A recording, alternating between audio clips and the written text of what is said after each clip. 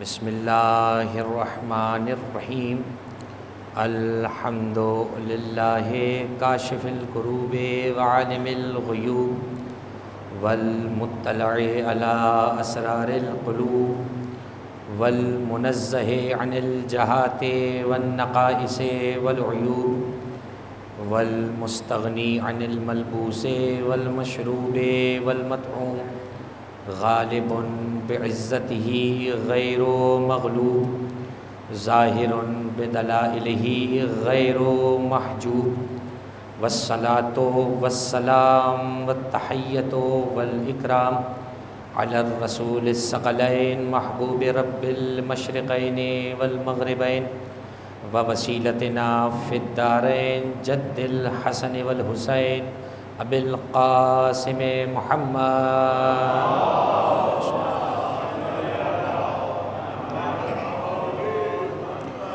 وآلہ الطیبین الطاہرین المعصومین المظلومین المنتجبین المنتخبین اما بعد فقد قال اللہ سبحانہ وتعالی فی محکم کتابہ المجید وفرقانہ الحمید وقولہ الحق بسم اللہ الرحمن الرحیم یا ایہا الذین آمنوا اتقوا اللہ وَكُونُوا مَعَ الصَّادِقِينَ صلوات پڑھے محمد والے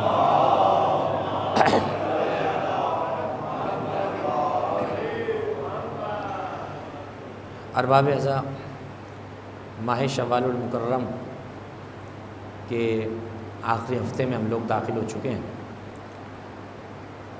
اور ماہ رمضان کے بعد یہ وہ مہینہ ہے کہ جس کو پروردگار عالم نے کرامت والا بنایا ہے، اور اس مہینے کو اللہ نے مکرم قرار دیا ہے، اور اس مہینے کی جہاں بہت سی فضیلتیں ہیں، بہت سی اعمال ہیں اور یومیہ دعائیں ہیں، وہیں کچھ ایسی مودتی اور ایمانی مناسبتیں بھی ہیں، اور کچھ ایسی عقیدتی نسبتیں بھی ہیں کہ جو اس مہینے کی کرامت میں، اس مہینے کے شرف و فضل میں اور بھی اضافہ فرما دیتی ہیں۔ انہی میں سے ایک نسبت اس امام کی ہے کہ جس کی نسبت سے ہمیں شرق و غرب میں پہچانا جاتا ہے، جس کی نسبت سے ہماری فقہ کو منسوب کیا جاتا ہے۔ وہ ہے تو اگرچہ وسط امامت میں، لیکن وسط امامت میں ہونے کے باوجود امامت کی ابتدا بھی اس پہ نازاں ہے اور امامت کی انتہا بھی اس پہ نازاں ہے۔ چنانچہ 25 شوال المکرم کی شب میں ہم لوگ داخل ہو چکے ہیں، اور 15 شوال المکرم کے بعد ایک یہ دوسری تاریخ جو کہ تقریباً مومنین کے علم میں ہے کہ یہ بھی منسوب ہے حضرت امام جعفر صادق صلوات اللہ وسلم علیہ کی شہادت سے، اور یہ جملہ بار بار میں گاہے بگاہے خدمت میں عرض کرتا رہتا ہوں کہ تاریخی جو بھی چیزیں ہوا کرتی ہیں یا جو تاریخی معاملات ہوا کرتے ہیں ان میں کوئی بھی حرف آخر نہیں ہوتا۔ حرف آخر جو ہے وہ عقائد میں ہوتا ہے اور فقہ میں ہوتا ہے۔ مثلا عقائد میں یہ کہ اللہ ایک ہے، تو ایسا نہیں ہے کہ کل کوئی تحقیق کر کے اللہ دو کر دے گا، ایسا نہیں ہو سکتا۔ عقائد حرف آخر ہوتے ہیں۔ فقہ ایک جہت سے حرف آخر ہوتی ہے، یعنی میں جس مرجع کی تقلید کر رہا ہوں مثلا، تو ان کی جہت سے میرے لیے وہ فتویٰ حرف آخر اللہ یہ کہ وہ خود اپنا فتویٰ بدل دیں، لیکن تاریخیات کے اندر کم از کم ایسا نہیں ہوتا ہے۔ تاریخ کو ہمیں تاریخی کی طرح ڈیل کرنا چاہیے، اس کو تاریخی کی طرح لینا چاہیے، اور تاریخ میں اگر کوئی ایسی نسبت، کوئی ایسی مناسبت، کوئی ایسی تاریخ کہ جو خانوادہ عصمت و طہارت سے منسلک ہے، اس تاریخ کا ہمیں ویسے ہی احترام کرنا چاہیے اور ویسے ہی اس کو گزارنا چاہیے جیسے ہم دیگر تواریخ کو گزارتے ہیں۔ چنانچہ آپ کبھی غور کریں کہ عمومی طور پر 2 محرم 8 دن سید الشہداء کے ذکر خیر کے بعد پورے مہینے ہمارے پاس جو ائمہ کی تاریخیں ان کی شہادت کی موجود ہیں یا ان کی ولادت کی جو تاریخیں ہیں، تو عمومی طور پر 1 یا 2 روز یا بہت ہوا تو 3-4 روز کہیں پہ تذکرہ اس امام کا یا شخصیت کا مل جاتا ہے ولادت یا شہادت کے عنوان سے۔ اسی طریقے سے آپ اگر دیکھیں خصوصیت سے جناب سیدہ کونین کے حوالے سے یہ کہ ایک کثیر تعداد میں، اب آپ دیکھیے 2-3 مجالس سے جو سلسلہ شروع ہوا تھا وہ اب تقریباً مہینے پر جا کر محیط ہو گیا ہے. تو اب آپ اندازہ لگا لیجئے کہ اس ذکر سیدہ کونین سے کیا ایمان کی عمارت مضبوط ہوئی ہے یا خدا نخواستہ اس میں کوئی نقصان ہو گیا ہے؟ مضبوط ہوئی ہے. جنہیں کل تک کچھ نہیں پتہ تھا انہیں آج تک بہت کچھ پتہ چل گیا ہے، اور جنہیں بہت کچھ اب بھی نہیں پتہ انہیں بہت کچھ انہیں مجلسوں سے ہم بتا بھی دیں گے انشاءاللہ. تو ان مجالس کو اس لحاظ سے ہمیں لینا چاہیے، کوئی بھی تاریخ اگر ہمارے پاس آئے تو اس تاریخ کو ویسے ہی اس معصوم کا ذکر کرنا چاہیے.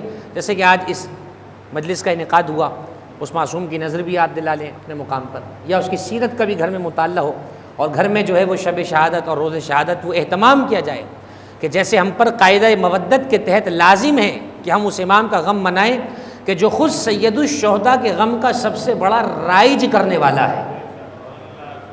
جتنی روایات آپ کے پاس سید الشہداء کی زیارت کی وارد ہیں ان میں سے اگر آپ دیکھیں تو 90 یا 80% زیارتیں وہ ہیں اور روایتیں وہ ہیں کہ جو آپ کے اور میرے چھٹے امام سے مروی ہیں.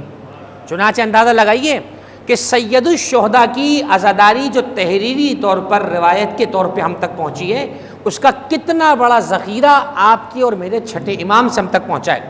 اور پھر جس امام کی فقہ پر ہم عمل کرتے ہیں، جس امام کی فقہ کو ہم اپنائے ہوئے ہیں، اس کی نسبت بھی جعفری ہے، اور دنیا کے اندر ہمیں اسی فقہ کے نام سے پہچانا جاتا ہے. تو یوں ہمارے یہ امام جہاں امام بھی ہیں وہاں یہ رئیس مذہب جعفریہ بھی ہیں، مذہب جعفریہ کے پیشوا بھی ہیں، اور آپ ہی کے بتائے ہوئے نقوش و خطوط پر 1400 سال سے مکتب اہل بیت رواں دوا ہے. چنانچہ آج اس امام کا ذکر خیر ہے کہ جس کے نام کے ساتھ پروردگار نے صدق کو اور صداقت کو اور سچائی کو ایسے پیوست کر دیا ہے جیسے پھول کے ساتھ خوشبو کا رشتہ ہوتا ہے. اللہم صلی علی محمد و آل محمد وعجل فرجہم.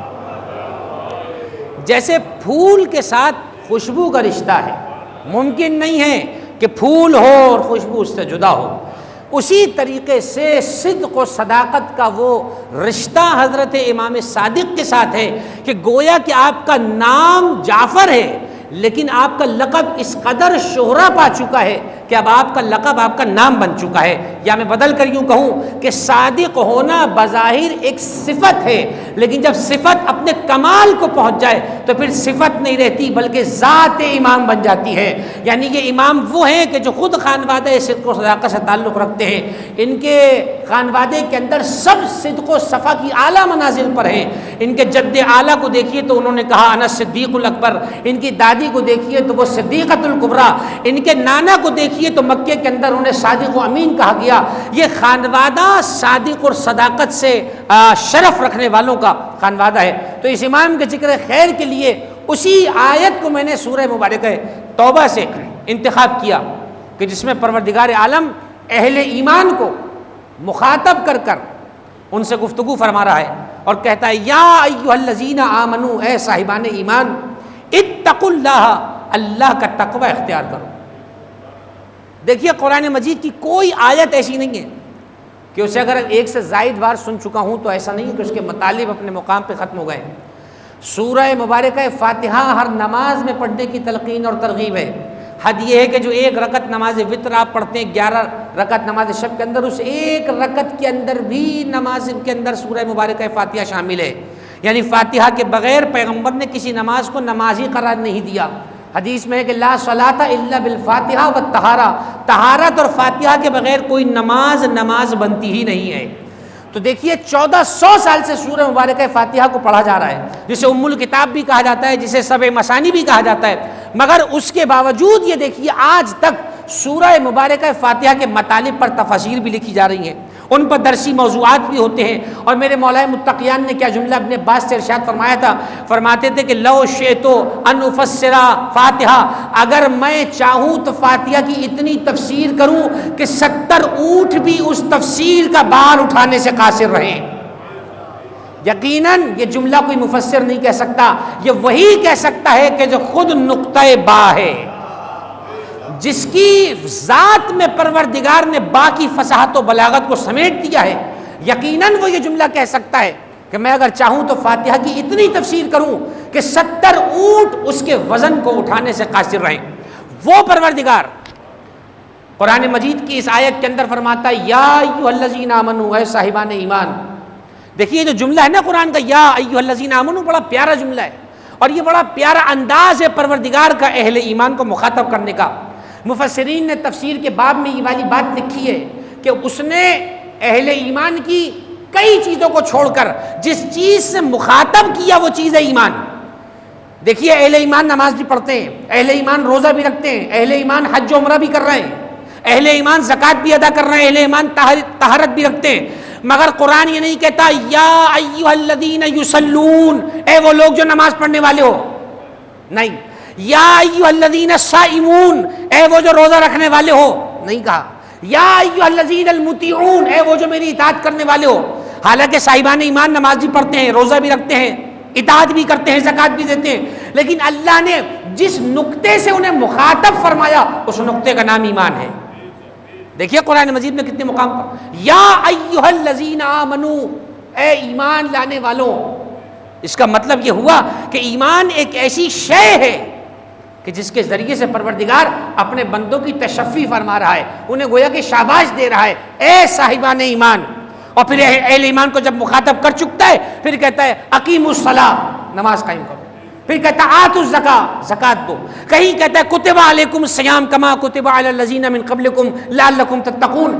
پروردگار نے عبادات کا جب تذکرہ کیا ہے، پورا قرآن کا سروے کر لیجئے، اس نے جب عبادات کا تذکرہ کیا اہل ایمان کی جماعت کو مخاطب کیا اور یہ بتا دیا کہ عبادت زیب ہی اہل ایمان کو دیتی ہے، بے ایمان کا کام عبادت ہے ہی نہیں.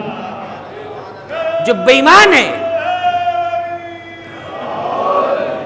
اچھا اب میں یہ وہ والا بے ایمان نہیں کہہ رہا جو ہم اردو میں ہم بے ایمان کہہ رہے ہوتے ہیں، جو آپ کے حکمران بھی کبھی کبھی بے ایمانی کر جاتے ہیں، کبھی کبھی کیا بلکہ اکثر کر جاتے ہیں. یہ وہ والی اردو والی بے ایمانی نہیں، یا ایمان کے مقابلے میں کہہ رہا ہوں. صاحبان ایمان کو مخاطب کر کے کہا مجھے دکھائیے قرآن مجید میں اس نے نماز کے لیے کہیں کہا ہو یا ایھا الناس اقیموا الصلاۃ. ایک آیت نہیں ہے 6666 آیتوں میں، 6666 آیتوں میں ایک آیت نہیں ملے گی ایسی اس نے کہا یا ایھا الناس کتب علیکم الصیام کما کتب علی الذین من قبلکم، اے لوگوں تم پہ ایسے روزے فرض کیے گئے. لوگوں کو نہیں کہا، یا ایھا الذین آمنوا کہا، تاکہ روزہ رکھنا کسی پر بھاری نہ گزرے کہ یہ اللہ نے ہمیں کیا کہہ دیا. جب اسے صاحبان ایمان کہہ دیا تو اب ایمان کا تقاضا یہ ہے کہ جو رب کہہ رہا ہے وہ کرنا ہے، جو رب کہہ رہا ہے وہ کرنا ہے. اس نے اقیموا الصلاۃ کا مخاطب ناس کو نہیں بنایا، یا ایھا الذین آمنوا کو بنایا، تاکہ نماز کسی پر شاق نہ گزرے، کسی پر مصیبت نہ گزرے. اہل ایمان کو مخاطب کیا، فرمایا یا ایھا الذین آمنوا، اے ایمان لانے والوں. اب تیزی کے ساتھ اس جملے سے میں آگے بڑھ جاؤں. ایمانیات، لفظ ایمان جب آپ کہتے ہیں اس کا معنی کیا ہے؟ بہت آسان ترجمہ ایک لفظ میں اپنے جوان دوستوں کے لیے کر رہا ہوں، بزرگ بہتر جانتے ہیں. ایمان کا لفظ وہاں بولا جاتا ہے جہاں کسی غیبی شے کو منوایا جائے. کر لیجئے تجربہ. نماز پر ایمان نہیں رکھنا، ادا کرنا ہے. تو ایمان رکھ کے گھر میں بیٹھ جائیں، پڑھنے کی ضرورت کیا ہے؟ جیسے کہ بہت سے لوگوں کا خیال ہے کہ ہم نماز مانتے ہیں پڑھیں گے نہیں. تو ایسا ماننے کا کیا فائدہ کہ جب تو نے پڑھنا ہی نہیں ہے؟ نماز ماننے کے علاوہ پڑھنے کی شے ہے. اچھا اللہ کو کیا کرنا ہے؟ ماننا ہے. اللہ کا کیا کریں گے آپ؟ ماننا ہے. انبیاء 1.25 لاکھ جو گزرے ان کا کیا کرنا ہے؟ ماننا ہے. ان پر ایمان رکھو گے تو ان کی اطاعت کرو گے نا. ائمہ اہل بیت کو کیا کرنا ہے؟ ان کی امامت کو ماننا ہے. اور قریب کر دوں، قیامت پہ کیا رکھنا ہے؟ ایمان رکھنا ہے. ملائکہ پہ کیا رکھنا ہے؟ ایمان رکھنا ہے. اس کے سارے رسولوں پہ کیا رکھنا ہے؟ ایمان رکھنا ہے. اس کی کتابوں پہ کیا رکھنا ہے؟ ایمان رکھنا ہے. کچھ سمجھ میں آیا؟ ایمان وہاں پیچھا کرتا ہے جہاں جہاں کوئی غیبی شے ہو. ایمان کہتے ہی کسی غیبی شے پر ایمان رکھنے کو ہے. اب میں آیت پڑھوں گا، آپ کی خاموشی بجائے، اس لیے کہ آپ نے آج تک یہی سنا کہ زیادہ تسبیح چلانے والے کو ایماندار کہا جاتا ہے. آپ کو آج تک یہی بتلایا گیا کہ کثرت سے نمازیں پڑھنے والے کو صرف ایماندار کہا جاتا ہے. غلطی آپ کی اور میری نہیں ہے، غلطی ڈکٹیشن کی ہے جو ہمیں ڈکٹیٹ کیا گیا. لیکن آئیے ذرا قرآن کی زبان سے پوچھا، اے قرآن ذرا تو بتا کہ تو ایمان والا کسے کہتا ہے؟ تو قرآن نے سورہ بقرہ کے شروع میں ہی فیصلہ کر دیا، الف لام میم ذالک الکتاب لا ریب فیہ ھدی للمتقین. الذین یؤمنون بالغیب، یہ قرآن ان کے لیے ہدایت ہے جو کسی غیب پر ایمان رکھتے ہیں. ذرا غور فرمائیں.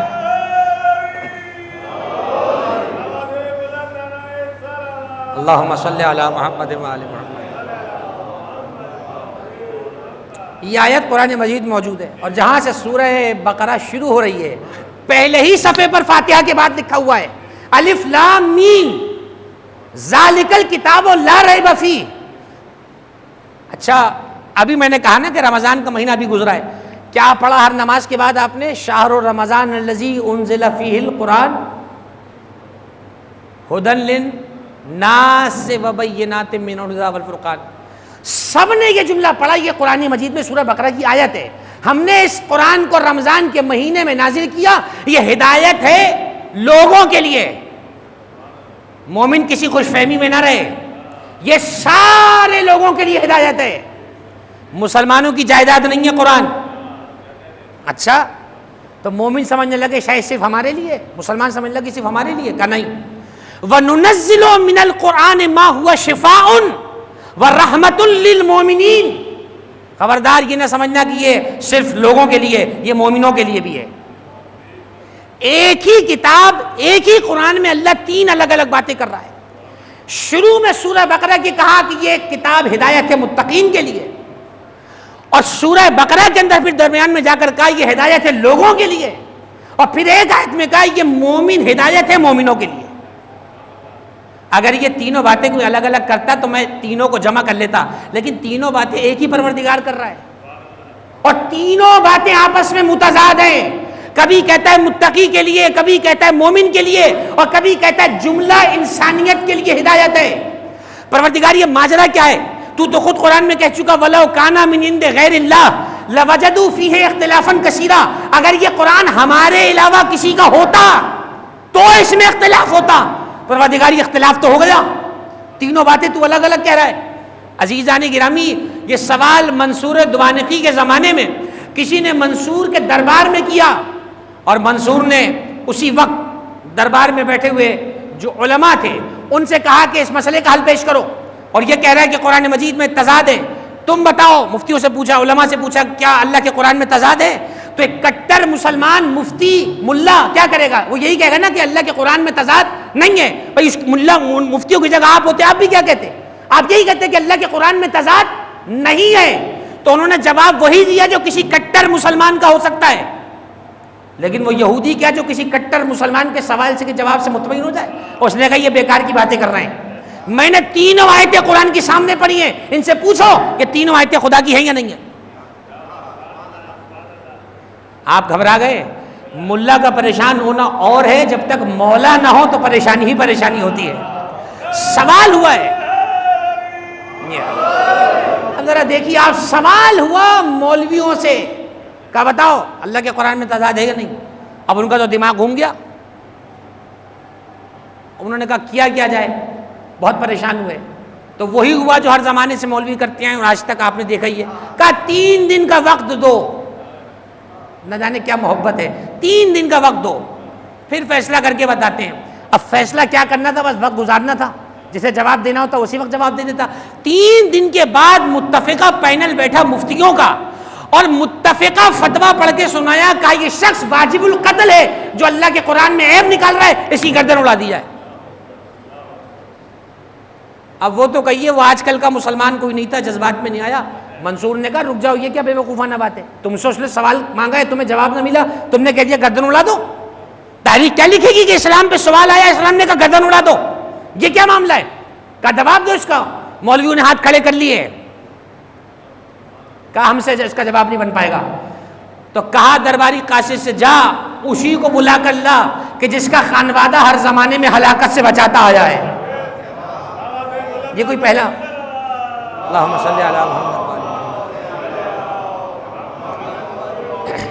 یہ کوئی پہلا واقعہ تھوڑی ہے تاریخ اسلام میں. کہ جاؤ انہی کو بلا کر لاؤ.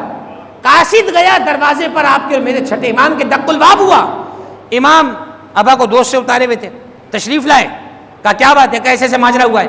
ابا کو دوش میں لیا، امامہ سر پہ پہنا، چھوٹے چھوٹے قدم لے کر باوقار طور پر دربار تک چلے.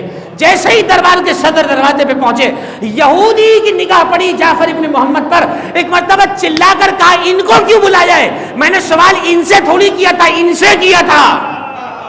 یہ ان سے کہنا بتا رہا ہے کہ یہودی تھا مگر پہچانتا تھا وارث اور ہیں، قاری اور ہیں.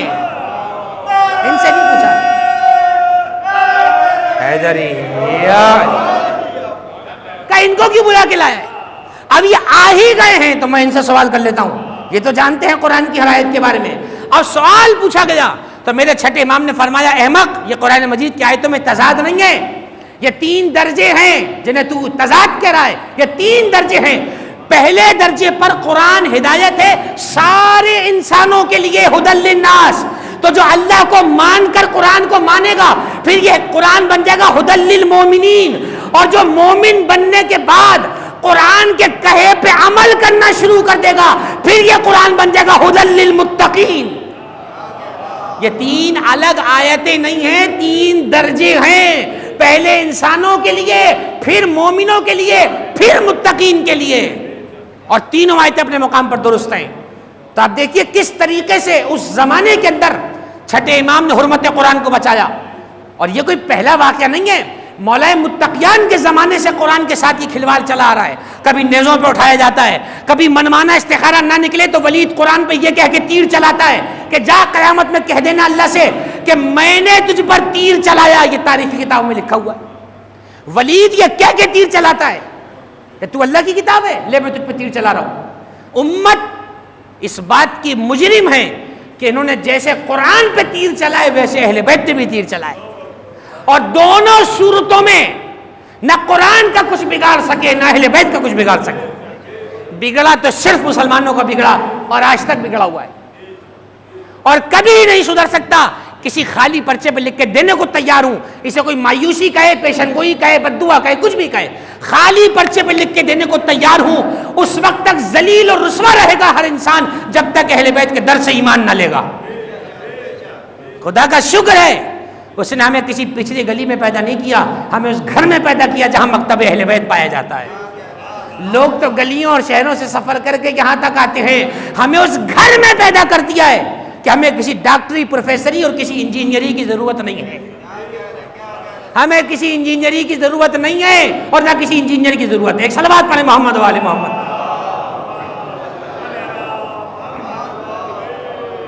غور فرمایا آپ نے؟ تو میرے عزیزوں جب وارثان قرآن سے ہٹیں گے تو پھر یہی پروفیسر، ڈاکٹر اور یہ انجینئر یہی آپ کے منہ لگیں گے. جب تک وارثان قرآن سے متمسک رہو کسی کا فتنہ تمہارا کچھ نہیں بگاڑ سکتا. میرے عزیزوں یہ آیت قرآن مجید کی کیا عجیب و غریب آیت. یا ایھا الذین آمنو، اے ایمان لانے والوں. تو ایمان لانے والی جماعت کوئی ہلکی جماعت نہیں ہے، ہلکے لوگ نہیں ہیں. یہ اللہ پر ایمان رکھتے ہیں، یہ غیب پر ایمان رکھتے ہیں. لیکن ایک جملہ یہاں کہہ کے آگے بڑھتا ہوں. میں نے ابھی گنوایا آپ کو کہ غیبیات پر ایمان رکھنے کو ایمان کہتے ہیں. مجھے حیرت ہے کہ وہ اپنے کو مومن کیسے کہتے ہیں جس کے عقیدے میں کسی غیبت کا تصور نہ ہو. ایک غیبت کا عقیدہ لازمی جز ہے اپنے ایمان کو کامل کرنے کے لیے. اور جب اہل ایمان سے بات کر چکا پھر کہا اتقوا اللہ، اللہ کا تقوی اختیار کرو. اب تقوی پہ ہزاروں سینکڑوں کتابیں، تفسیریں، دروس، لیکچرز، مجالس، یہ وہ سب کچھ بھرا پڑا ہے.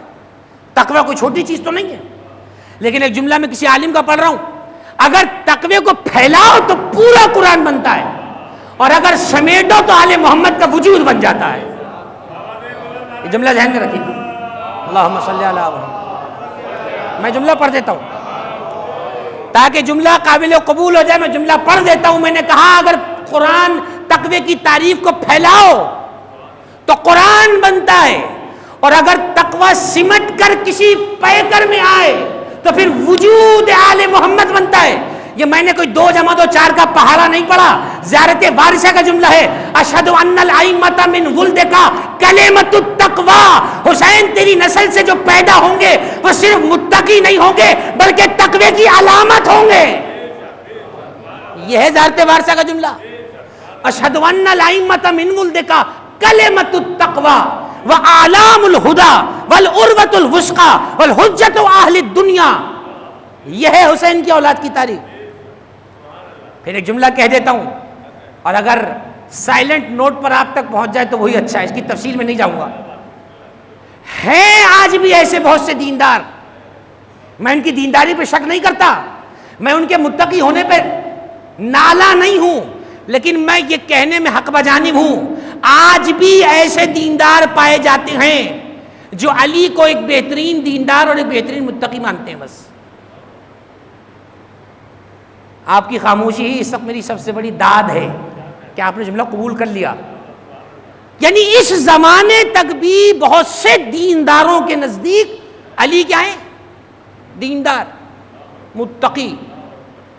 اچھا، وہ جو حج کر کر آیا اتنی بڑی داڑھی والا، وہ بھی تو کہہ رہا ہے میں دیندار ہوں، وہ بھی کہہ رہا ہے میں متقی ہوں. جو جامع مسجد تقویٰ میں نمازیں پڑھ رہا ہے وہ کہہ رہا ہے میں بھی متقی ہوں. تو پھر علی اور اس میں فرق کیا کرو گے؟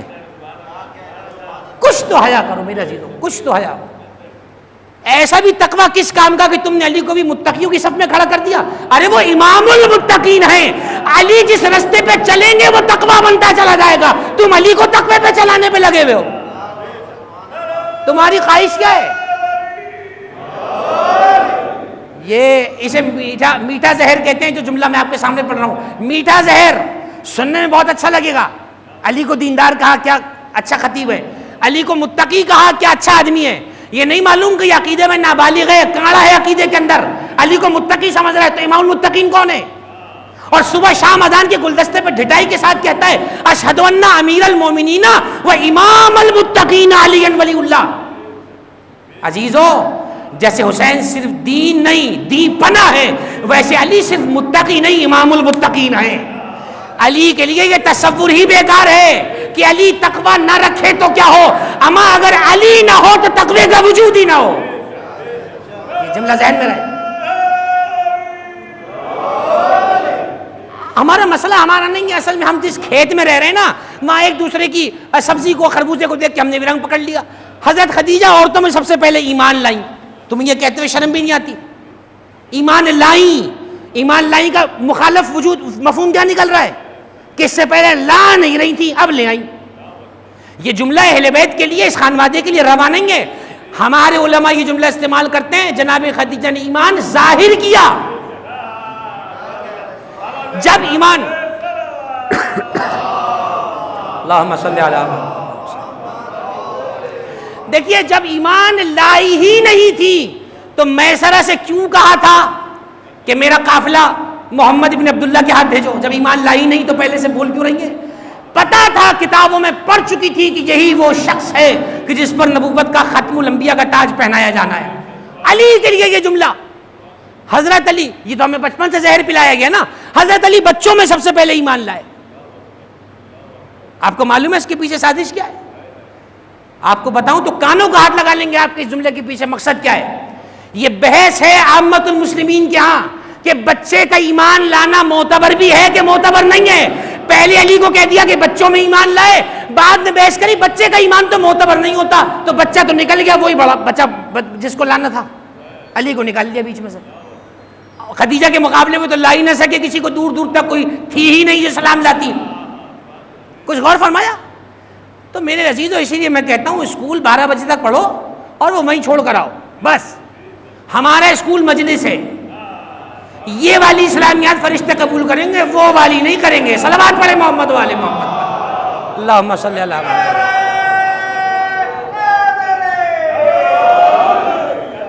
بہرحال اب یہ دکھڑا ہے، ظاہر ہے کہ کہاں کہوں جا کر، کہیں اور کہوں گا تو مذاق بنے گا. آپ نے کہہ دیا تو آپ نے نعرہ مان لیا، داد دے دی. کہیں اور کہوں گا تو مذاق ہی بنے گا کہ یہ لو آج تک اپنی اسلامیات نہ بنا سکے. بہرحال یا ایھا الذین آمنو، اے ایمان لانے والو، تقوی اختیار کرو.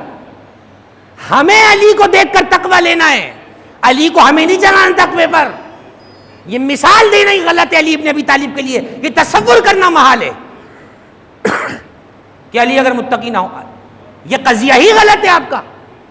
علی خود راس التقوی ہے، علی جو کہتے ہیں وہ تقوی بن جاتا ہے. یا ایھا الذین آمنو، پہلے کا ایمان لانے والو. پھر کہا اتقوا اللہ، اللہ سے تقوی اختیار کرتے رہو. تو کتنے محترم لوگ ہیں یہ کہ جو پہلے صاحبان ایمان بنے پھر صاحبان تقوی بنے، اور تمام تر احترام کے باوجود ایک اگلا جملہ اللہ نے کہہ کر ان ایماندار اور تقوی والوں کی حیثیت بتا دی. فرمایا ٹھیک ہے تم ایماندار بھی ہو, ٹھیک ہے تم تقوی والے بھی ہو, مگر وَكُونُوا مَعَ الصَّادِقِينَ, اکیلے پھرنے کی ضرورت نہیں ہے, کچھ صادقین ڈھونڈو ان کے ساتھ ہو جاؤ, اکیلے نہیں. سلامت رہے آپ, غور فرمائے. اللہم صلی اللہ, آپ سلامت رہیں, خدا آپ کی عبادت کو اپنی بارگاہ میں قبول فرمائے. عبادت سے عبادت متصل ہوئی, عبادت سے عبادت. ایسا بھی کسی کا نصیب ہے, وہ اور ہیں جو مغرب کے بعد عشاء کے انتظار میں باہر گھومتے رہتے ہیں, ہم عبادت سے عبادت جوڑ لیتے ہیں. ایک عبادت سے ہٹے دوسری عبادت میں لگ گئے. وَكُونُوا مَعَ الصَّادِقِينَ. کونو, یہ کونو کیا چیز ہے؟ کونو نکلا کن سے, کن کی جمع کونو. جیسے قل, قل سے بنا قولو. کن کا ترجمہ کیا ہوتا ہے؟ بڑی مشہور آیت, ہو جا. اور کونو کا مطلب کیا ہوا؟ ہو جاؤ. کس کے ساتھ ہو جاؤ؟ مع الصادقین, سچوں کے ساتھ ہو جاؤ. اب کوئی اعتراض کر سکتا ہے پروردگار پر, پروردگار جب میں صاحب ایمان ہوں, صاحب تقوی ہوں, تو کیا ضرورت ہے کہ میں کسی صادقین کو ڈھونڈوں اور ان کی معیت اختیار کروں؟ آواز آئے گی, یہ ضروری اس لیے ہے. اب جملہ غور فرمائیے گا, تمہارا ایمان اور تقوی ویریفائی ہی جب ہوگا جب تم کسی سچے کے ساتھ رہو گے. ایسے ایمان کا ہم نے اچار نہیں ڈالنا کہ ایمان اور تقوی لیے پھر رہے ہو مگر پیروی جھوٹوں کی کرتے چلے آ رہے ہو. تمہارا ایمان اور تقوی درست ہی اس وقت ہوتا ہے جب صادقین کی معیت تمہارے ساتھ ہو. ہائے ہائے ہائے بھائی, میں کیا کروں, تذکرہ تو ہو رہا تھا صادق کا, بات صادقین کی چل پڑی تو میں کیا کر سکتا ہوں؟ تذکرہ تو ایک کا تھا, قرآن نے نہ جانے کتنوں کو مخاطب کر دیا. وَكُونُوا مَعَ الصَّادِقِينَ, سچوں کے ساتھ ہو جاؤ, سچوں کے ساتھ ہو جاؤ.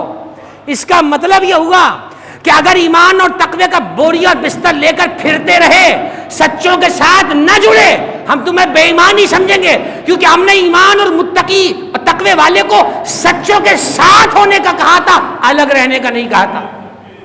آیت کی مخالفت ہو جائے گی, سورہ توبہ کی آیت ہے, سچوں کے ساتھ ہو جاؤ.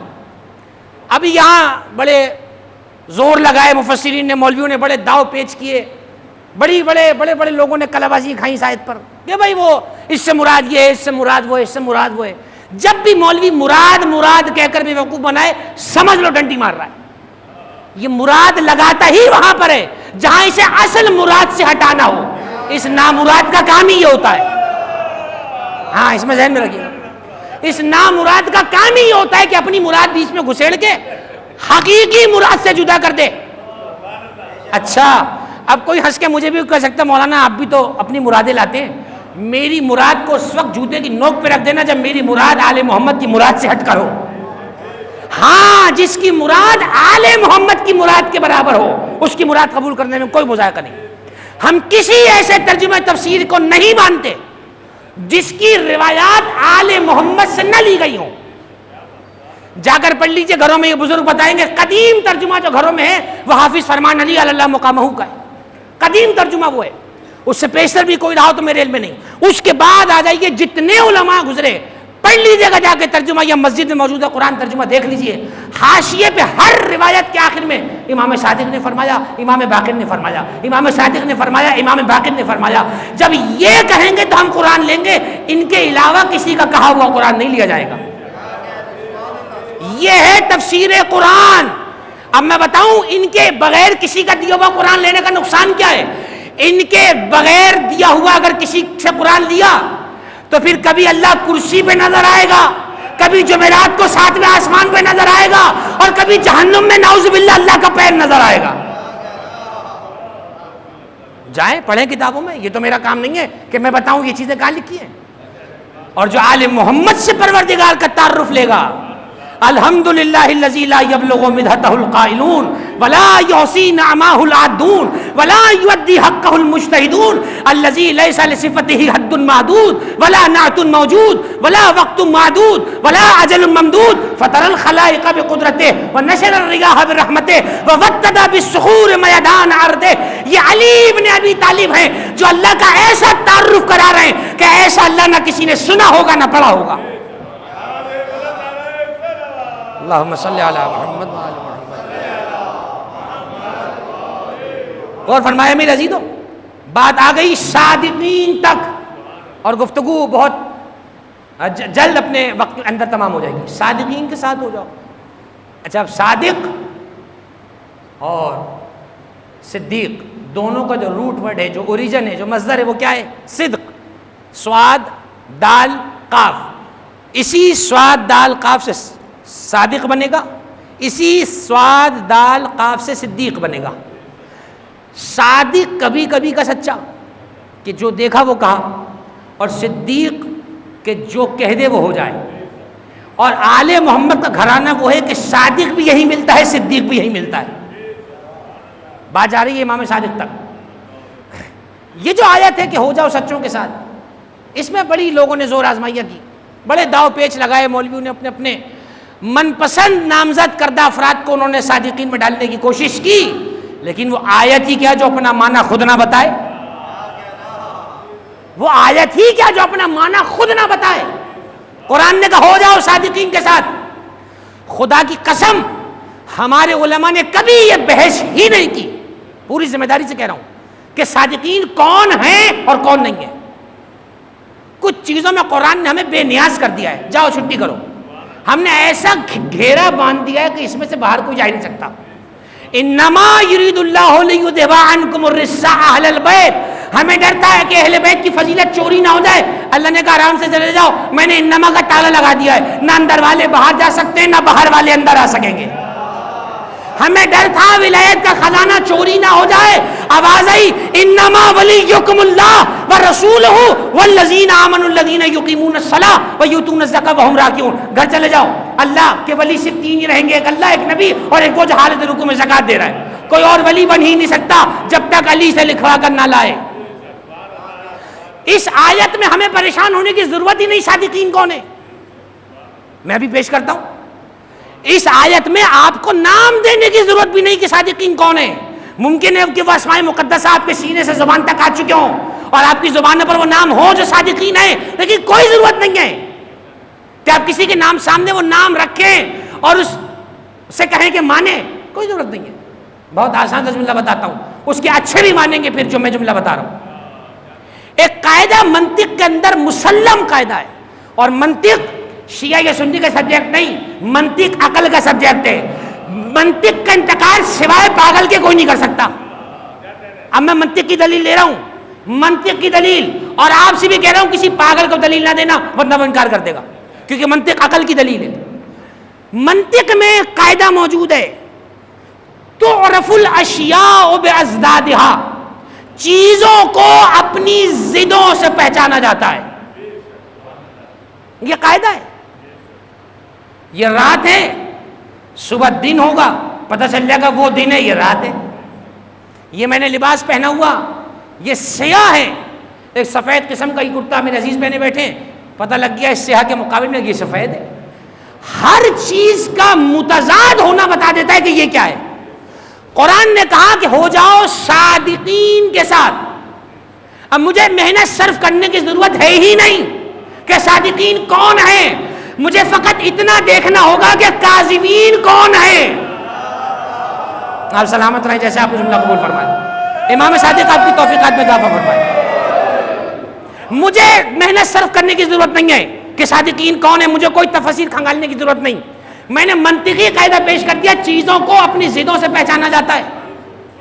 صادقین کو پہچاننا ہو تو کاذبین کو پہچانو، بس جب کاذبین سمجھ میں آ جائیں گے تو ان کے سامنے صادقین ہی ہوں گے، کوئی اور نہیں ہو سکتا۔ اب وہ قرآن کی آیت کیا پڑھنی پڑے گی کہ فَقُلْ تَعَالَوْا نَدْعُوا أَبْنَاءَنَا وَأَبْنَاءَكُمْ وَنِسَاءَنَا وَنِسَاءَكُمْ وَأَنفُسَنَا وَأَنفُسَكُمْ ثُمَّ نَبْتَهِلْ فَنَجْعَلْ لعنت اللہ علی الکاذبین۔ آؤ مل کے جھوٹوں پہ اللہ کی لعنت کریں۔ تو دیکھ لو تاریخ میں جا کر کہ جھوٹوں پہ لعنت کرنے سچے ہی گئے تھے، کوئی اور نہیں گیا تھا۔ جھوٹوں پہ لعنت کرنے، جھوٹوں پہ لعنت کرنے سچے ہی گئے تھے، کوئی اور نہیں گیا۔ اچھا کہیں نہ کہیں جا کے تو نام کھلیں گے نا، لیکن میں خود سے نہیں کھول رہا تو کیا نام تو کھلیں گے وہ جا کر۔ صادقین تھے جو کاذبین کے مقابلے میں گئے۔ اب وہ سامنے کاذبین تھے نذرانہ جنہوں نے جھٹلایا اللہ اور اس کے رسول کو، اور نہیں مانا کہ عیسیٰ اللہ کے بندے ہیں، بلکہ ضد پہلے رہے کہ عیسیٰ اللہ کے بیٹے ہیں۔ آخر میں ہوا کیا؟ اب جملہ کہہ دیتا ہوں، پتہ نہیں کس کے لگے جا کر کہہ دیتا ہوں۔ اللہ نے اپنے کو منوانے کے لیے غیر اللہ کو بلایا۔ بڑا کہتے کہتے منہ نہیں تھکتا مولوی کا، غیر اللہ غیر اللہ غیر اللہ، تو اب یہاں پہ بھی منہ کھول کے بول دے کہ اللہ نے اپنے کو منوانے کے لیے غیر اللہ کو بلایا۔ آؤ محمد تمہارے رسول ہو، اپنے نفس کی جگہ پہ علی کو لے آؤ۔ عورتوں کا صیغہ ہم نے رکھا نساءنا، ہم نے ایک نہیں کہا نساءنا کہا تھا۔ ہم نے وسعت بہت رکھی، لیکن تم ایک ہی بیٹی لے آؤ، تم اپنی بیٹی کو لے آؤ۔ اور ہم نے کہا تھا ابنانا بیٹے، مگر تم اپنے 2 بچے لے آؤ۔ اس کا مطلب یہ ہوا کہ یہ وہ صادقین کی جماعت ہے کہ جو کاذبین کے مقابلے پہ گئی۔ بات کس تک آ گئی؟ بات آ گئی خامس آل ابا۔ آل ابا کا معنی معلوم؟ چادر والے۔ ابا کہتے ہیں چادر کو، آل یعنی اولاد، آل ابا چادر والے۔ خامس آل ابا چادر والوں میں کا 5واں کون ہے؟ سید الشہداء، جو چادر والوں میں کے 5ویں اور آخری، یہ ہیں جو قصہ کے اندر ہے اور مباہلے کے میدان میں۔ اب اسی امام حسین کی نسل سے امامت آگے بڑھ رہی ہے۔ صادقین ہر زمانے میں جائیں گے، آیت میں پڑھ چکا۔ یہ میری فرمائش نہیں ہے کہ صادقین آگے جائیں، یہ اللہ کا نظام ہے کہ جب تک جھوٹے رہیں صادقین بھی رہیں، تاکہ جھوٹوں کے ذریعے سچ پہچانا جائے۔ اسی لیے تو ضروری ہے ہر زمانے میں صادقین کا ہونا ضروری ہے، تاکہ ہر زمانے کے اندر ایک سچے وجود کے ذریعے جھوٹوں کو پہچانا جائے۔ آج آپ دیکھ لیجئے، کوئی عورت اٹھ کے کہتی ہے کہ میں نبی ہوں، کوئی عجیب سا منہ لے کے اٹھتا ہے، وہ کہتا میں امام مہدی ہوں، میں مہدی موعود ہوں۔ یہ دعوے کرنا بتا رہا ہے کہ انسانیت کسی مہدی کی منتظر ہے، لیکن تمہارے کہہ دینے سے اور تمہارے نام لینے سے وہ نہیں آئے گا، وہ اسی وقت آئے گا جب اللہ نے اسے بھیجنا ہے۔ میرے عزیزو، سلسلہ آ کے رک رہا ہے اس امام پر کہ جس کا نام جعفر رکھا گیا۔ جعفر کے کئی معنی علماء نے لکھے، لیکن ایک معنی جو ہمارے علماء نے اختیار کیا وہ کیا ہے؟ خود معصوم سے پوچھا گیا کہ امام کو جعفر کیوں کہا گیا ہے؟ فرمایا جعفر جنت میں ایک ایسی نہر ہے کہ جو دودھ سے زیادہ سفید ہے، برف سے زیادہ ٹھنڈی ہے، شہد سے زیادہ میٹھی ہے اور پانی سے زیادہ نرم ہے۔ جعفر، اور اب اس کی وجہ بھی سن لیجئے، امام کا نام جعفر کیوں رکھا؟ کوئی اور نام بھی رکھا جا سکتا تھا۔ جعفر کہنے کی ایک وجہ یہ تھی، جیسے نہر سے ہر کوئی سیراب ہوتا ہے، ویسے اس امام کے علم کی نہر سے ہر کوئی سیراب ہوگا۔ یہ نہر ہر زمانے میں راستہ بناتے ہوئے چلتی چلی جائے گی، اور آج تک جو مسلک اہل بیت، مکتب اہل بیت اپنی آب و تاب کے ساتھ افق علم پہ جگمگا رہا ہے، اس کا سبب یہ ہے، اس کی ذوفشانی میں حضرت امام جعفر صادق علیہ السلام کا بڑا حصہ ہے۔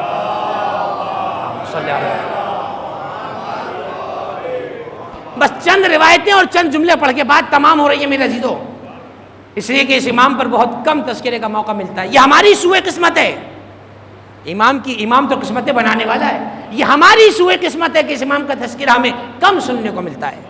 نام جعفر ہے، اور آباء و اجداد کا نسب بتانے کی ضرورت نہیں ہے، ان کے باپ دادا کا نسب وہ ہے کہ یہ خود سے کسی کو ملانے کی خواہش نہیں کرتے، لوگ ان سے ملنے کی خواہش کرتے ہیں۔ جسے دیکھو حسنی حسینی بنا پھر رہا ہے، جسے دیکھو ہر 2 گلی کے اندر حسنی حسینی حسنی حسینی، انہیں پتہ ہے کہ جب تک ان سے نہ جڑیں گے فضل و شرف نہ ملے گا۔ لیکن کبھی سنا کہ اہل بیت نے خود کو کسی سے ملایا ہو؟ دنیا ان سے ملنے کی خواہش کرتی ہے، یہ کسی سے اپنے کو منسوب کرنے کی خواہش نہیں رکھتے، اس لیے کہ یہ خود وہ نقطہ ہیں کہ جہاں لوگ ان سے آ کر ملتے ہیں۔ امام کی امامت جس مشکل دور میں قائم ہو رہی ہے، بڑا مشکل دور ہے، فتنہ و فساد سرکاری طور پہ الگ چل رہا ہے، حکومتوں کی کھینچاتانی الگ جاری ہے، اور اس زمانے کی جو ایجنسیاں رہی ہوں گی بنی امیہ بنی عباس، وہ بھی کام کر رہے ہیں۔ مسجد میں بھی نمازی چھوڑے ہوئے ہیں کہ دیکھو کس سے مل رہے ہیں، کیا میٹنگز ہو رہی ہیں، کیا باتیں ہو رہی ہیں۔ مصلی پہ کیا کہتے ہیں، محراب میں کیا کہہ رہے ہیں، صحن میں کیا کر رہے ہیں، گھر میں کون آ رہا ہے، گھر میں کون جا رہا ہے. نظر بندی ہو رہی ہے، مسلسل نظر بندی ہو رہی ہے. اور ایسی کیفیت میں امام صادق کی عظمتوں پہ قربان جاؤں کہ جنہوں نے ریتی دنیا تک مکتب اہل بیت کے ایسے خطوط استوار کر دیے کہ اب مکتب اہل بیت کو مٹانا مشکل نہیں، ناممکن ہے. ایسی بنیادیں میرے چھٹے امام نے ڈال دی. اور جتنے مکاتب اور مدارس سے وابستہ لوگ ہیں، جو اسکولوں میں گئے ہیں، جو یونیورسٹیز میں گئے ہیں یا جاتے ہیں، وہ اپنے پہ فخر کریں کہ وہ کس مکتب علم سے وابستہ ہیں. سب سے پہلے مسجد نبوی کو جس امام نے مکتب کے صورت میں ڈکلیئر کیا، مدرسے کی صورت میں ڈکلیئر کیا، وہ حضرت امام محمد باقر اور امام جعفر صادق علیہ السلام. یہ دو امام ہیں. جس جگہ چھٹے امام نے اپنی نشست لگائی، جہاں بیٹھتے تھے آپ، وہاں جلی حروف میں آپ نے اپنے سر کے اوپر پیچھے کندھا کروایا، اور وہ شعر آپ کے دادا مولا امیر المومنین کا تھا. مولا متقیان نے فرمایا لیس الیتیم من مات والدہ ان الیتیم یتیم العلم والادب. مولا متقیان فرماتے ہیں یتیم وہ نہیں ہے کہ جس کا باپ مر جائے، یتیم وہ ہے جو علم و ادب سے یتیم رہ جائے. یتیم وہ ہے جو علم و ادب سے یتیم رہ جائے. اللہ اکبر. کیا بنیاد ڈالی چھٹے امام نے، ایسے اصول استوار کر دیے کہ مسلمان تو مسلمان، غیر مسلم بھی اگر سوال کرے تو اس کا جواب عطا فرمایا جاتا ہے، اس کا جواب عطا کیا جاتا ہے. کیسے کیسے سوال. ایک دہریہ جس کا نام ہے ابن ابی الاوجا، اوج عربی میں کہتے ہیں ٹیڑھے پن کو، عین واو جیم کہتے ہیں کسی چیز میں ٹیڑھا ہونا. ابن ابی الاوجا نام کا ترجمہ کیا ہوا؟ ٹیڑھے کا بیٹا. جب ولدیت میں ہی ٹیڑھ ہو تو سوال بھی ٹیڑھا ہی کرے گا. ابن ابی الاوجا دہریہ تھا. دہریہ جانتے ہیں؟ کسی مذہب کو نہیں مانتا میں. آج بھی بہت سے آپ کو وائٹ کالر ایسے مل جائیں گے، ہمارے بیچ بیٹھ کے کام لگا رہے ہوتے ہیں. وہ اس نے آ کر چھٹے امام سے کہا یہ بتائیے یہ شریعت جو ہے، ذرا سوچئے امام صادق نہ ہوتے تو شریعت محمدی کی صداقت پہ حرف آ جاتا. کہ یہ بتائیے زوجہ کے ساتھ مقاربت کے بعد غسل جنابت واجب کیوں ہے؟ کیا سوال ڈھونڈ کے لایا ہے؟ کہا جب میاں اور بیوی کا رشتہ حلال ہے تو اس حلال کے بعد نجاست کا تصور کیا ہے؟ غسل جنابت کیوں کروں بھائی میں؟ سوال لایا وہ. میری بیوی حلال ہے، اگر اس کے ساتھ مقاربت کی، مقاربت کے بعد میں غسل جنابت کیوں کروں؟ ہوتا کوئی مولوی ہو جاتا اسی وقت ڈھیر، لیکن وہ ہوا سامنے وہ تھا جو مولا تھا، جو حکم کی علت بھی جانتا ہے. عام آدمی کیا کرے گا؟ توضیح کھول کے منہ پہ رکھ دے گا بھائی توضیح میں لکھا ہے. وہ کہہ رہا ہے میرا جواب یہ تھوڑی ہے توضیح میں لکھا ہے. مجھے سمجھاؤ کہ جب میاں اور بیوی کا رشتہ جائز ہے تو جنابت کا غسل کیوں کروں میں؟ نجس کیسے؟ جملہ سنیے آپ. امام نے فرمایا تو نے اپنی رائے سے قیاس کیا ہے.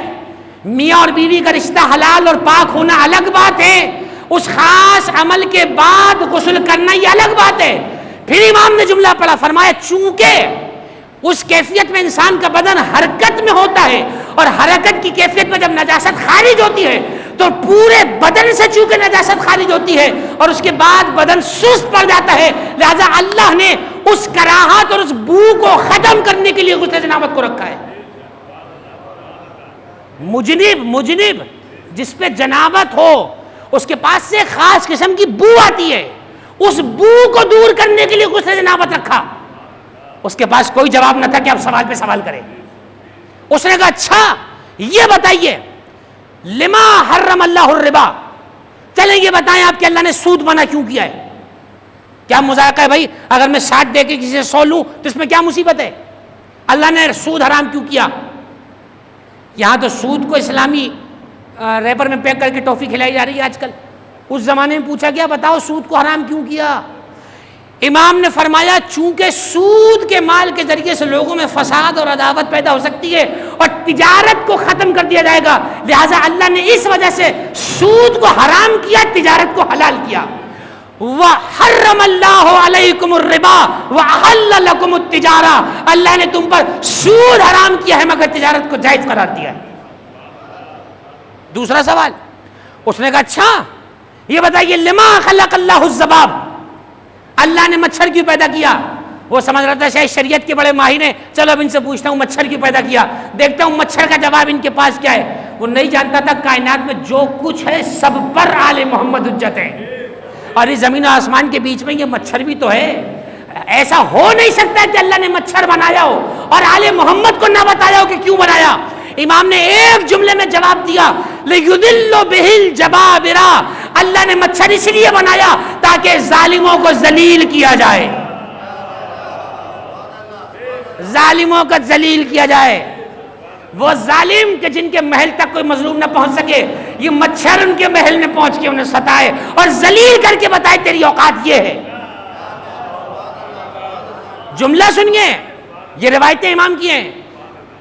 سوال کیا اس نے، یہ پوچھا یہ بتائیے یہ بول و بازار انسان کے لیے جو اللہ نے رفع حاجت کا معاملہ رکھا ہے کہ اس کو حاجت ہوتی ہے کبھی پیشاب کی طرف کبھی فضلے کی طرف، کیوں ہے؟ کیا ضرورت تھی؟ جو اللہ شکم مادر میں 9 مہینے پال سکتا ہے بچے کو، اور بچے کو نہ پیشاب کی حاجت ہو نہ کسی چیز کی حاجت ہو، تو دنیا میں آنے کے بعد کیا ضرورت ہے؟ دنیا میں بھی کوئی سسٹم ایسے ہی بنا دیتا؟ فرمایا بنا سکتا تھا، دنیا میں بھی بنا سکتا تھا، لیکن انسان کے لیے اللہ نے فضلہ اس لیے رکھا تاکہ اس کے ذریعے سے انسان کو ذلیل کر کے اس کو اس کی حیثیت بتائے کہ تو یہ ہے اور اپنے ساتھ یہ لیے گھوم رہا ہے۔ کون بتائے گا؟ فرمایا اچھا یہ بتائیے اللہ نے ہتھیلی پہ بال پیدا کیوں نہیں کیے، اوپر کیوں کیے؟ فرمایا اس لیے کہ اگر ہتھیلی پہ بال پیدا کر دیتا تو کسی چیز کو چھونا اور پکڑنا ممکن نہیں تھا، لہذا ہتھیلی کو چکنا چھوڑ دیا تاکہ کسی چیز کی گرفت آسان ہو اور چھو کر اسے پتہ کیا جا سکے، اور ہتھیلی کے اوپر بال رکھے تاکہ مرد اور عورت میں فرق پیدا کرے۔ اس نے کہا یہ بتائیے یہ اللہ نے بھووں کو پیدا کیوں کر دیا؟ صاف رہتی ہیں بھویں بھی، یہاں پہ نہ ہوتی۔ امام نے فرمایا اس لیے تاکہ اس کے ذریعے سے تیرے دیکھنے کا زاویہ معین ہو سکے اور تجھے دیکھنے میں آسانی ہو۔ یہ دوربین کہاں سے بنی؟ کہاں لگاتے ہیں دوربین؟ یہاں پر لگاتے ہیں، یہاں لگاتے ہیں۔ وہ جو آپ کی ویژولز ہوتی ہیں، وہ جو اینگلز ہوتے ہیں، ان کو سیٹ کر کے پھر آپ کو دیکھنے میں مدد دیتا ہے۔ دور سے کسی چیز کو کیسے دیکھتے ہیں آپ؟ کیوں کر کے؟ فرمایا یہ اس لیے پیدا کی۔ کہ اچھا یہ بتا دیں اللہ نے پلکیں کیوں پیدا کی؟ فرمایا اگر یہ نہ ہوتی تو انسان کی آنکھوں میں گرد و غبار جاتا رہتا اور آنکھوں کا چلنا محال ہو جاتا، اس لیے پیدا کی تاکہ جیسی دھول مٹی چلے فوراً آنکھوں کو بند کر لے، آنکھیں محفوظ ہو جائیں۔ کہ پھر یہ بتائیے کہ آنکھوں میں اللہ نے پانی میں نمک کیوں رکھا؟ سوال کرنے والا بھی تو ہو اور جواب دینے والا صادق آل محمد ہو۔ فرمایا سن، چونکہ تیری آنکھ میں جو ڈیلا ہے وہ چربی کا ہے اور چربی نمک کے بغیر نہیں رہ سکتی، تیری آنکھ کھل جاتی ہے اگر اللہ تیری آنکھ کے پانی میں نمک نہ رکھتا۔ آنکھ کی جان چھوڑی، کان پر آ گیا کہ یہ بتائیے کان میں کڑواہٹ کیوں ہے؟ کان میں کڑواہٹ کیوں ہے؟ فرمایا کان میں کڑواہٹ نہ ہوتی تو کیڑے مکوڑے تیرے کان میں گھس کے تیرے دماغ کھا جاتے، تیرا جینا دوبر ہو جاتا۔ کہ بتائیے ہونٹوں میں نمی کیوں ہے، زبان میں مٹھاس کیوں رکھی؟ فرمایا اس لیے کہ تاکہ اس کے ذریعے تو چیزوں کو، ذائقوں کو چکھے اور تجھے پتہ چل جائے کیا کھانا ہے کیا نہیں کھانا ہے۔ کیسے کیسے سوال، کیسے کیسے جواب۔ سوال ہو رہے ہیں امام جواب دے رہے ہیں، سوال ہو رہے ہیں امام جواب دے رہے ہیں، ہر مقام پر امام جواب دیتے رہے۔ لیکن میرے عزیزوں، اسی امام نے جہاں مکتب اہل بیت کے آثار کو ہم تک پہنچایا، عجیب و غریب روایتیں، وہ کیا نام ہے ان کا، چہیت شاگرد ہیں آپ کے چھٹے امام کے، میرے امام ابو حنیفہ، کتنا بڑا نام ہے۔ آ گئے ایک دن امام کی بارگاہ میں، امام بیٹھ گئے لے کر، فرمایا بیٹھ جاؤ۔ کیا کہا وہ چھوڑ رہا ہوں، اس کے بعد کا جملہ بتا رہا ہوں۔ کہا کہ یہ بتاؤ کہ پیشاب کی نجاست زیادہ ہے یا منی کی نجاست زیادہ ہے؟ اس نے کہا کہ منی کی نجاست زیادہ ہے۔ تو کہ یہ بتاؤ، پیشاب کی نجاست زیادہ ہے، اس نے کہا تو کہ یہ بتاؤ کہ پیشاب کی نجاست صرف پانی سے پاک ہو جاتی ہے اور منی خارج ہونے کے بعد غسل کیوں کرنا پڑتا ہے؟ اب اس کے پاس کوئی جواب نہیں۔ امام نے کہا چونکہ پیشاب وہ شے ہے جو غیر اختیاری ہے، جب چاہے آ جائے، جہاں چاہے آ جائے، جبکہ منی کی نجاست غیر اختیاری نہیں ہے، اختیاری ہے، تم اختیار سے چاہو گے تو آئے گی۔ لہذا غیر اختیاری شے پہ اگر غسل رکھ دیتا تو ہم تو نہا کے پورے ہو جاتے دن میں۔ اگر 36 بار کا تو 36 بار نہا کر آئے، وہ تو پورا ہو گیا۔ اللہ نے پیشاب کی نجاست پہ صرف پانی رکھا۔ اس نے کہا مولا یہ تو مجھے نہیں پتا تھا، کہ یہ بتاؤ زنا بڑا گناہ ہے یا قتل؟ اس نے کہا مولا قتل۔ تو کہا پھر یہ بتاؤ قتل پہ 2 گواہ اور زنا پہ 4 کیوں ہیں؟ کوئی جواب نہیں آیا۔ کہا اس کا دلیل یہ ہے کہ قتل کے اندر ایک مجرم ہوتا ہے، ایک معصوم ہوتا ہے، تو جو ایک مجرم ہے قاتل، اس پر 2 گواہ چل جائیں گے، لیکن زنا میں دونوں گناہگار، کرنے والا بھی گناہگار، کرانے والی بھی گناہگار، دو گواہ اس کے، دو گواہ اس کے۔ اس نے کہا ہاں مولا یہ تو ہے۔ کہا اچھا یہ بتاؤ کہ اللہ نے، عورت کمزور ہے، معاشرے میں بڑے نعرے لگائے جاتے ہیں نا عورتوں کے نام کے، عورت بڑی کمزور ہے، تو کہا یہ بتاؤ کہ عورت کمزور ہے، اللہ نے عورت کا حصہ آدھا کیوں رکھا اور مرد کا ڈبل کیوں رکھا؟ اس نے کہا مولا یہ تو مجھے نہیں پتا۔ امام نے کہا اس لیے عورت کا حصہ وراثت میں آدھا اس لیے کیونکہ جب یہ شوہر کے عقد میں جاتی ہے تو وہ اسے مہر دیتا ہے، اسے مہر وہاں سے بھی ملا، وراثت بھی ملی، جبکہ نان اور نفقہ اور خرچے کی ذمہ داری کس پہ ڈالی ہے اللہ نے؟ عورت پہ نہیں ڈالی، مرد پہ ڈالی ہے۔ اس کا تو خرچے کیوں نہیں، اس کو تو سارے ابا کیسے جو پیسے لائیے وراثت کے بنگلے کے وہ بھی الگ رکھے ہیں، جو مہر لیا ہے حضرت شوہر سے وہ بھی الگ رکھا ہے، ان سے جھگڑا ہو کر طلاق لے کر جائے گی تو بھی مہر لے گی، دوسرا کرے گی جا کے پھر مہر لے گی، اور آدمی بیچارہ مہر ہی دیتا رہے، تو اسے تجھے وہ ڈبل دینا نظر آ رہا ہے، یہ نظر نہیں آ رہا کہ ساری زندگی خرچہ کتنا کرتا چلا جا رہا ہے۔ کہا اللہ انصاف کر کے دیتا ہے، صرف جگہ دیکھ کر نہیں دیتا ہے۔ تیسرا سوال یہ کیا، اس طریقے کے کئی سوال امام کرتے رہے، اور آخری جملہ امام صادق نے فرمایا خبردار اللہ کی دین کو اپنی رائے سے بیان نہ کرنا، ہم بھی اپنی رائے سے کچھ بیان نہیں کرتے، وہ بیان کرتے ہیں جو اللہ اور اس کے رسول کا کہا ہوتا ہے۔ ایک صلوات پڑھیے محمد و آل محمد پر۔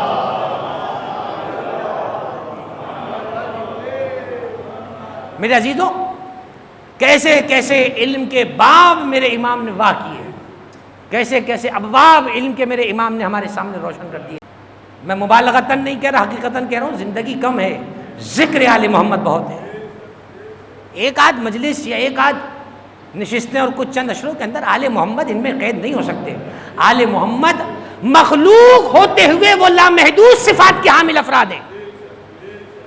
میں نے جان کے بریکٹ میں جملہ کہا، مخلوق ہوتے ہوئے ایسے لامحدود ہیں کہ ہماری عقل اس کا احاطہ نہیں کر سکتی، سوائے اس کے کہ ان کے در پہ سر کو خم کر دیا جائے اور یہ تسلیم کر لیا جائے کہ آپ کا فضل و شرف سب سے سوا ہے، آپ ہی کو زیبا ہے کہ اطاعت آپ کی ہو، آپ ہی کو زیبا ہے کہ آپ سے مودت ہو۔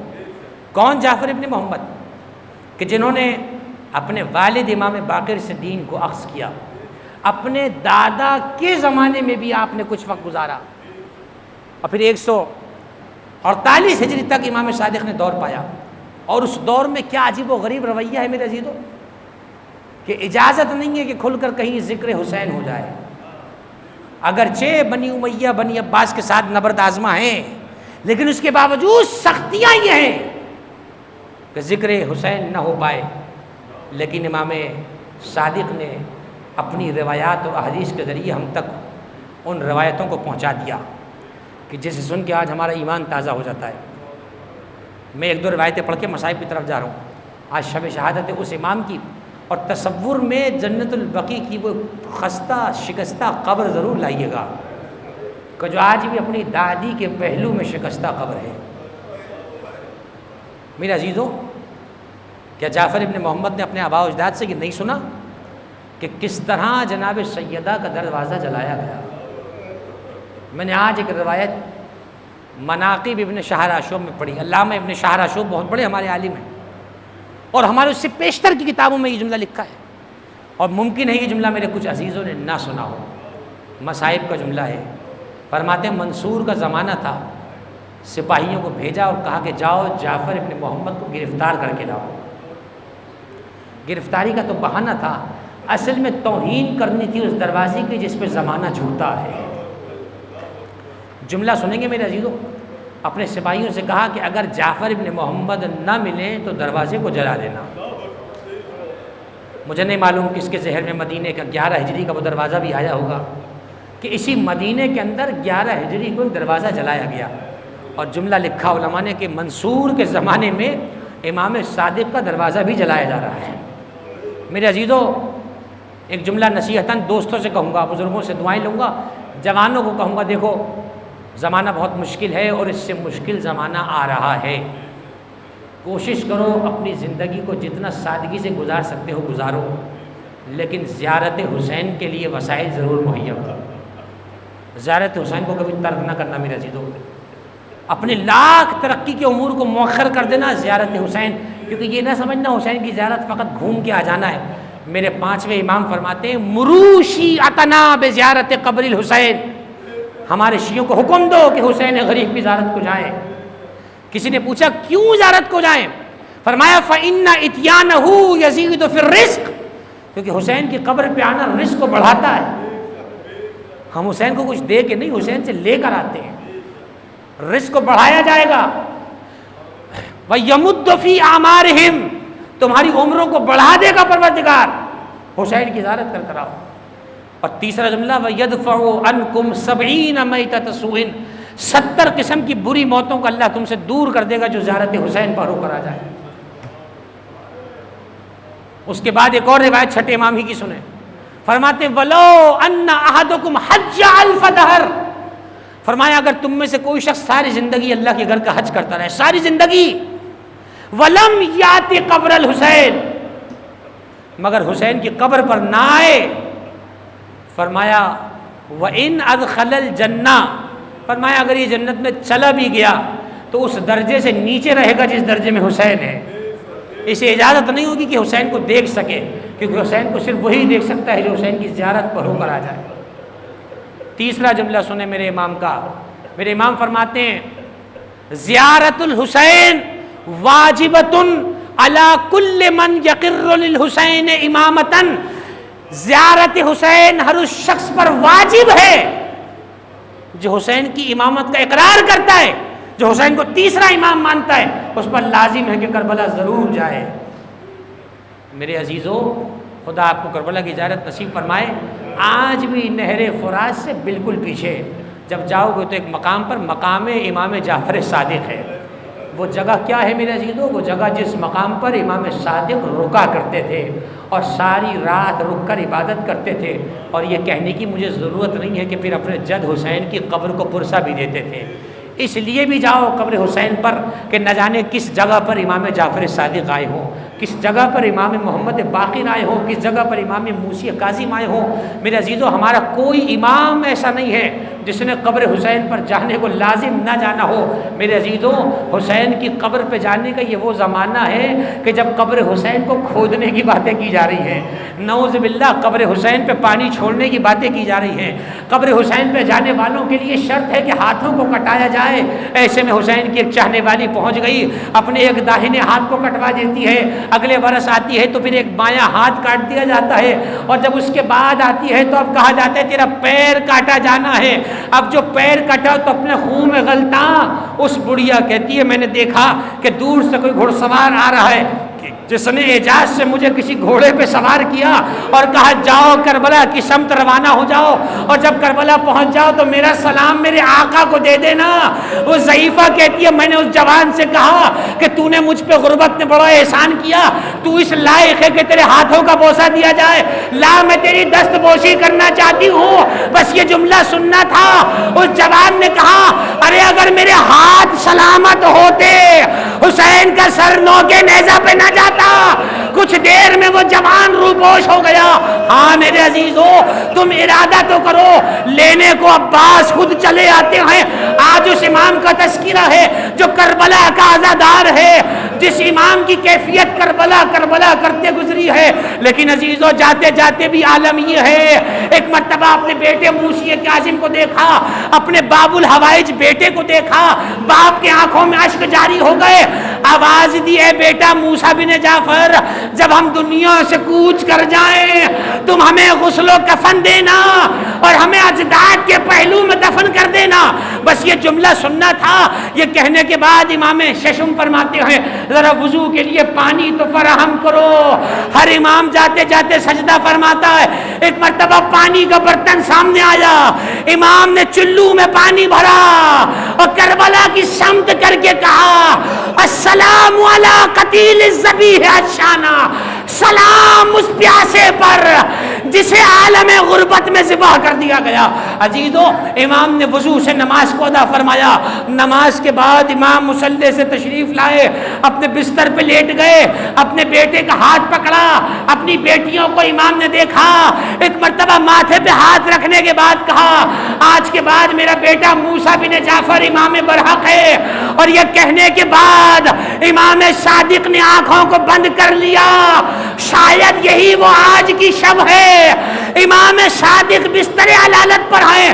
میں نے ایک معتبر عالم سے یہ جملہ سنا، وہ کہتے ہیں کہ 15 اور 25 کی 2 تاریخیں نہیں ہیں، بلکہ قیامت یہ ہے کہ 15 شوال کو امام کو زہر دیا گیا اور 25 شوال تک امام صادق زہر کی اذیت سے تڑپتے رہے۔ ارے میرا سلام امام صادق پر جس کے سینے کے اندر اللہ کے راز تھے، اسے زہر کی اذیت سے تڑپایا گیا۔ زہرا کا ایک اور بیٹا عالم غربت میں دنیا سے جا رہا ہے، ایک مرتبہ جنازہ تیار ہوا، امام کے اصحاب و انصار شریک ہیں، امام کے شاگرد بھی شریک ہیں۔ امام صادق کا جنازہ نانا رسول اللہ کے روضے سے ہوتا ہوا گزرا، اب جو بقیہ کے سرانے پہنچا ایک لحد کو کھودا جانے لگا۔ امام موسیٰ بن جعفر اپنے بابا کو قبر میں اتار چکے، ایک مرتبہ جب قبر کو بند کرنے لگے، ارے میرا دل کہتا ہے امام صادق نے کربلا کا رخ کیا، آواز دی ہوگی آقا، ارے بیٹا تو آپ کا بھی تھا مگر غسل و کفن کیسے دیتا؟ اس کے ہاتھوں میں ہتھکڑیاں، اس کے پیروں میں بیڑیاں، ارے میں نے تو بابا کو غسل و کفن بھی دے دیا۔ ہائے میرا جد حسین آج بھی کربلا کی قبر میں۔ الا ولعنت اللہ علی القوم الظالمین وسيعلم الذين ظلموا آل محمد أيّا منقلب ينقلبون۔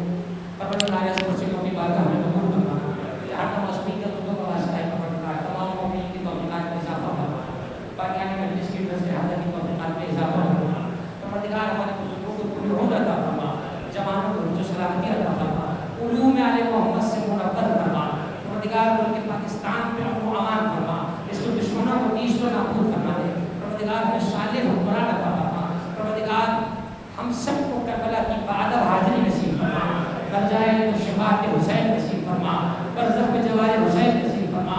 بارالہ اس منبر و محراب کے حقیقی وارث امام زمان